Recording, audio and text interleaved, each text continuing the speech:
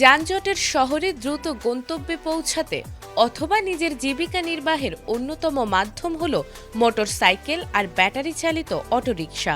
তবে মধ্যবিত্তের নিত্যসঙ্গী এই বাহনগুলো এবারে পড়তে যাচ্ছে সরকারের করের জালে। আগামী 2026-27 অর্থ বছরের প্রস্তাবিত বাজেটে প্রথমবারের মতো এই দুই খাতের ওপর অগ্রিম আয়কর আরোপের পরিকল্পনা করছে সরকার। প্রস্তাব অনুযায়ী ইঞ্জিনের ক্ষমতা বা সিসি ভেদে মোটরসাইকেলে বছরে 2,000 থেকে 10,000 টাকা এবং এলাকা ভেদে অটোরিকশায় 1,000 থেকে 5,000 টাকা করের প্রস্তাব থাকছে।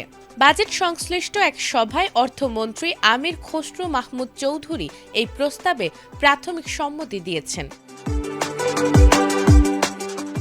এতদিন শুধু ব্যক্তিগত গাড়ি, জিপ, বাস ও ট্রাকের ক্ষেত্রে অগ্রিম আয়কর নেওয়া হলেও মোটরসাইকেল ছিল এই নিয়মের বাইরে। নতুন প্রস্তাব অনুযায়ী 110 সিসি পর্যন্ত বাইকে কোনো ট্যাক্স দিতে হবে না। তবে 111 থেকে 125 সিসির জন্য বছরে 2,000 টাকা, 126 থেকে 165 সিসির জন্য 5,000 টাকা এবং 165 সিসির বেশি ক্ষমতার বাইকের জন্য গুনতে হবে 10,000 টাকা।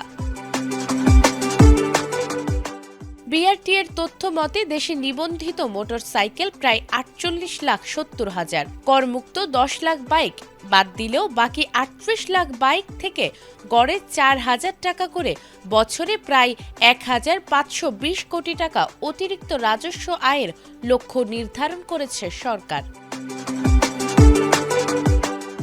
তবে সরকারের এই সিদ্ধান্তকে শিল্পের জন্য বড় ধাক্কা বলে মনে করছেন খাত সংশ্লিষ্টরা।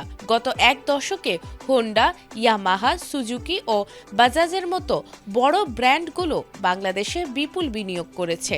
নতুন করের ফলে মোটরসাইকেলের বিক্রি ও উৎপাদন দুই কমে যাওয়ার আশঙ্কা রয়েছে।